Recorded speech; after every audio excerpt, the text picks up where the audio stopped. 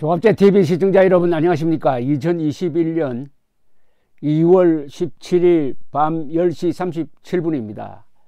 오늘 발표된 SBS 그리고 입소스, SBS가 입소스란 여론조사 기관에 의뢰하여 조사한 서울시장 가상대결 조사에 따르면은 비록 오차 범위 아니지만은 안철수 후보가 2.9%포인트로 2.9%포인트 차로 박영선 씨를 앞서는 것으로 나와 있습니다. 단 오차 범위 아닙니다. 그런데 1월 초 조사와 비교하면은 이번 설 연휴가 끝난 이후에 한 조사에서는 여권이 상당한 상승세를 보이고 있습니다. 그래서 서울시장 선거는 예컨대 범야권 단일화가 가능하다면은 상당히 박빙의 승부가 날 것으로 보이고, 여기서 결정적인 것은 투표율이 좌우하게 될 것입니다. 즉 투표를 많이 하는 쪽이 이기게 될 것입니다. 사전 투표든 당일 투표든 투표 많이 해야 합니다. 이런 상황인데도 사전 투표하지 말자는 운동을 벌리는 것은 이 민주당 선거운동 해주는 것하고 똑같습니다. 투표 반대는 그 자체가 역적입니다. 민주주의에 대한 도전입니다. 민주주의를 하려면은 투표장에 나가서 투표권을 행사해야 합니다. 나라를 지키려면은 총을 들어야 하듯이 투표를 해야 합니다. 민주주의 국가에서는 투표가 바로 전쟁입니다. 투표장에서 정권이 결정되는 것이죠. 과거에는 총을 가지고 정권을 결정을 했는데 이제는 투표로 정권을 결정해야 되는 마당에 사전 투표하면은 도둑 맞는다는 얼토당토 않는 거짓말을 하면서 아직도 사전 투표 반대 운동을 하는 자들이 있다면 이들은 문재인 민주당 프락치라고 보면 제일 정확합니다. 더구나 이렇게 아슬아슬한데 투표하지 말자는 운동을 하면 어떻게 되겠습니까? 투표 반대 운동은 그 자체가 역적질입니다. 민주주의에 대한 역적이고 국가에 대한 역적입니다. 이 SBS 조사를 보면은 이렇습니다. 우선 여권에서는 박영선 씨가 지지율이 30%, 우상호 9.8%, 김진애 2.1%로 나와 있습니다. 범야권에서는 안철수 27%, 나경원 지지 15.5%, 오세훈 11.8% 이렇게 가면은 국민의힘에서는 나경원 그리고 금태섭 안철수 대결에서는 안철수 해서 안철수 대 나경원의 대결이 결승전이 이루어질 것으로 보입니다. 그게 상당히 미스터 트롯 방식은 아니지만은 상당한 흥미를 돋울 가능성은 있습니다.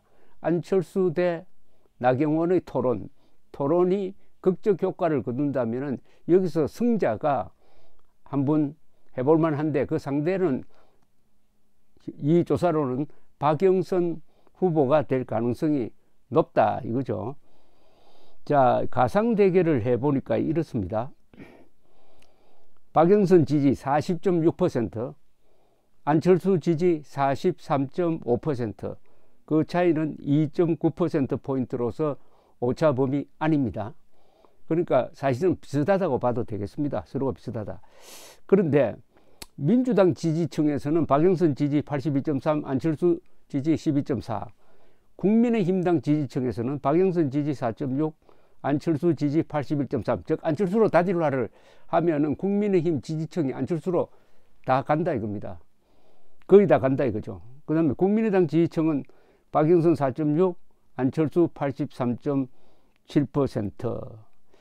그 다음에 서울, 부산 보궐선거 결과를 어떻게 보느냐라고 물었더니 야권이 양쪽에서 다 승리한다 30%, 여야가 한 곳씩 승리한다 28%, 여권 모두 승리한다 23%로 되어 있습니다. 연초에 비해서는 야권의 자신감이 좀 줄었습니다. 야권은 한 달 이렇게 지나면서 그 열기가 다소 식었다 이겁니다. 그 책임은 국민의힘 김종인 이 두 사람에게 있습니다. 단일화를 서둘러서 극적인 효과를 거둬야 될 한 달 정도를 완전히 허비하면서 삼자 필승론 같은 찬물 끼얹는 이야기를 하다가 그 승기를 타이밍을 놓쳤다는 생각이 듭니다. 그러나 아직은 남아있긴 있어요. 그 다음에 한번 보면은 이 보궐선거 승리 예상 추세를 보면은 야권에서는 야권 승리를 예상했던 사람이 연초에는 39.2%였습니다. 그런데 지금은 30.3%로 떨어졌고 무승부가 될 것이다. 그러니까 각각 하나씩 갖게 될 것이다 라고 본 측은 연초에는 21%밖에 안 됐는데 28.8% 올라갔다.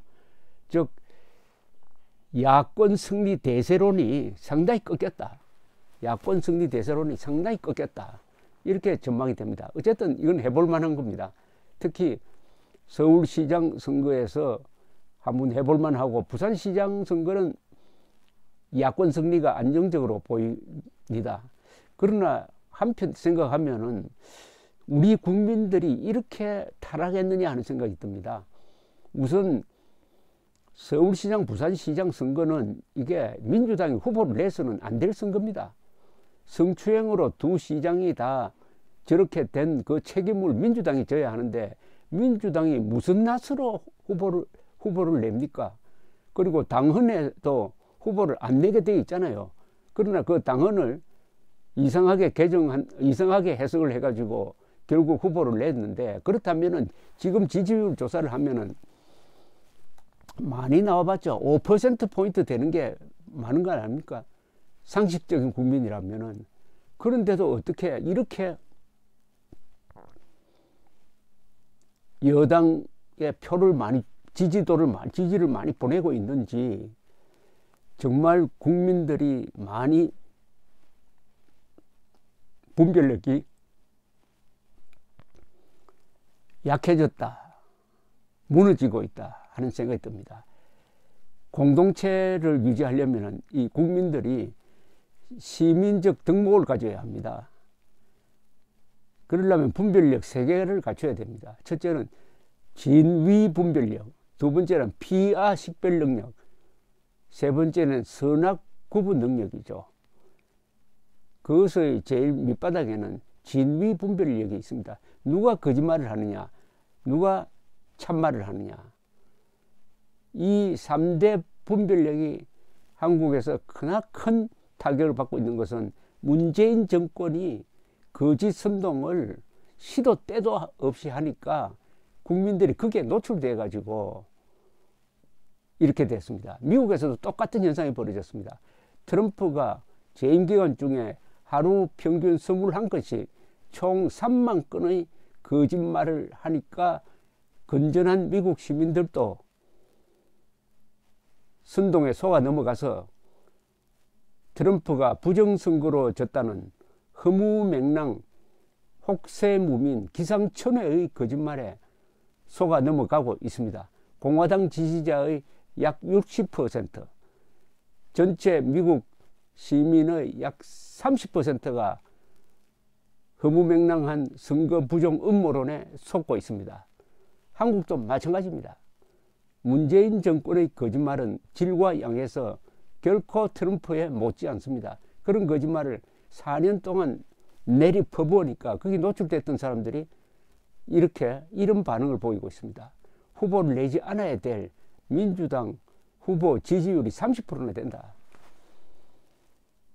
과연 민주주의를 할 수 있는 자질을 갖고 있느냐 하는 큰 의문점 하나를 던져주고 있습니다. 이번 서울시장, 부산시장 선거에서 심판받는 쪽은 대한민국 국민입니다. 감사합니다.